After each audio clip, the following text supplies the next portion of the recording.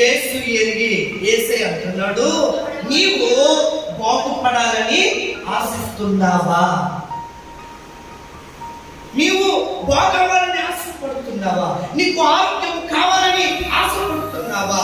నీకు మంచి జరగాలని ఆశపడుతున్నావా? నీవు నడవాలని ఆశపడుతున్నావా? నీవు గంతులు వేయాలని ఆశపడుతున్నావా? నీ ఇంటికి వెళ్ళాలని నువ్వు ఆశపడుతున్నావు అంటే అతను అంటున్నాడు, అవునయ్యా నేను ఆశపడుతున్నాను, కానీ నన్ను కోనేటిలోకి దించుటకు నాకు ఎవరు ఒంటరి వాడు.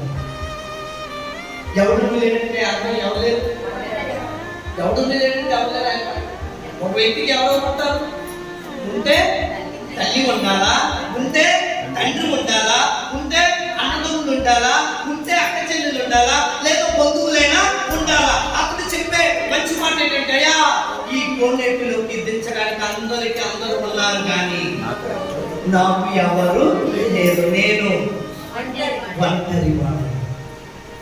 ఈ కోనేటిలోకి దించడానికి ఎవరు లేరు అంటే ఇప్పుడు ఈ వ్యక్తి చూడండి, ఈ వ్యక్తి 38 సంవత్సరాల నుండి మనుషులపైనే ఆధారపడుతున్నాడు.